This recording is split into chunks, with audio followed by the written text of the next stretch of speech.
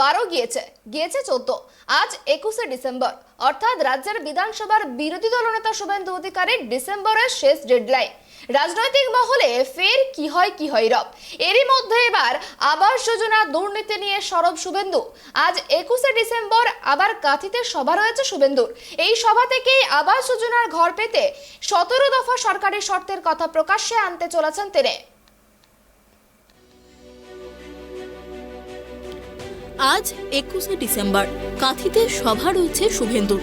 এই সভা থেকেই আবাস যোজনার ঘর পেতে 17 দফা সরকারি শর্তের কথা প্রকাশ্যে আনতে চলেছেন তিনি। একই সঙ্গে আবাস যোজনায় ঘর বন্টনে অস্বচ্ছতার জন্য দুষেছেন জেলা শাসকদের। শুভেন্দুর কাঠগড়ায় পূর্ব মেদিনীপুর ও মালদার জেলা শাসক। এদিন শুভেন্দু বলেন, 31শে ডিসেম্বরের মধ্যে যে নামের তালিকা করতে বলা হয়েছে তাতে 17 দফা তালিকা রয়েছে। এখানকার বিভিন্ন জেলা শাসক মাথায় ছাদ না থাকলে বাড়ি দিয়ে দিচ্ছে। আবাস যোজনার 17 দফা শর্ত প্রকাশ্যে আনতে চলেছি। এটা না মানলে প্রধানমন্ত্রী জানিয়ে দিয়েছেন টাকা ফেরত দিতে হতে পারে, প্রয়োজন হলে আইনি ব্যবস্থাও নেওয়া হতে পারে। প্রসঙ্গত, যোগ্য প্রাপকদের খুঁজে বের করতে বর্তমানে রাজ্যে রাজ্যে সার্ভে চালাচ্ছে সরকারি কর্মীরা। এই কাজ করতে গিয়ে ইতিমধ্যেই বাধার মুখে পড়েছেন আশা কর্মীরা। সরকারি আধিকারিকদের মারধরের অভিযোগও উঠছে। বিভিন্ন জায়গায় অভিযোগ উঠছে শাসক তৃণমূলের কর্মীদের বিরুদ্ধে, যা নিয়ে বিগত কয়েক সপ্তাহ ধরে বিস্তর চর্চা চলছে বঙ্গ রাজনীতির অন্দরে। এদিন পূর্ব মেদিনীপুরের জেলা শাসক ও মালদার জেলা শাসকের বিরুদ্ধে তোপ দেখে শুভেন্দু বলেন, এরা বলছেন মাথায় ছাদ না থাকলে ঘর দিয়ে দাও, বাকি 15 দফা দেখার দরকার নেই। তিনি আজকের পাবলিক ডোমেনে 17 দফা পড়ে দেবেন বলে জানিয়েছেন শুভেন্দু, যার ফলে গোটা পশ্চিমবাংলার মানুষ জাগ্রত হবে। তিনি বলেছেন, আমি সকলকে বলবো 17 দফা না মেনে যদি একটা ঘরও দেয়া হয় তাহলে সঙ্গে সঙ্গে আমাদের জানান, নাম বাদ দিয়ে দেয়া হবে। আমাদের মন্ত্রী কথা দিয়েছেন টাকা ফেরত করাবে ভারত সরকার। 60% টাকা ভারত সরকার তার কাছ থেকে ফেরত করাবে, প্রয়োজন হলে তার বিরুদ্ধে আইনি ব্যবস্থা নেবে। না, কালকে বড় কিছু হওয়ার বিষয় নেই। আমি আপনাকে আগেও বলেছি, আমি ঘোষণাই করেছি যে বিষয়গুলো আমরা বলেছি এগুলো গুরুত্বপূর্ণ ডেট। কখনোই বলিনি এই ডেটে সরকার পরিবর্তন হবে। সেই গুরুত্বপূর্ণ ডেটে বড় ডাকাত জেলে যাবে, কর্মচারী শিক্ষকরা তাদের ডিএ পাবে, কয়েক হাজার ভুয়া শিক্ষকের চাকরি যাবে। তো উদ্বোধন হয়ে গেছে, তিহার যাওয়ারও উদ্বোধন হয়ে গেছে, 936-এর নাম ওয়েবসাইটে তোলারও উদ্বোধন হয়ে গেছে, 1000 জন ভুয়া শিক্ষকের চাকরি দেওয়ার তালিকাও প্রকাশিত হয়ে গেছে। এই সংখ্যাটা ফেব্রুয়ারি, মার্চ, এপ্রিলের মধ্যে দেখবেন বাড়তে 30-40-50 হাজার।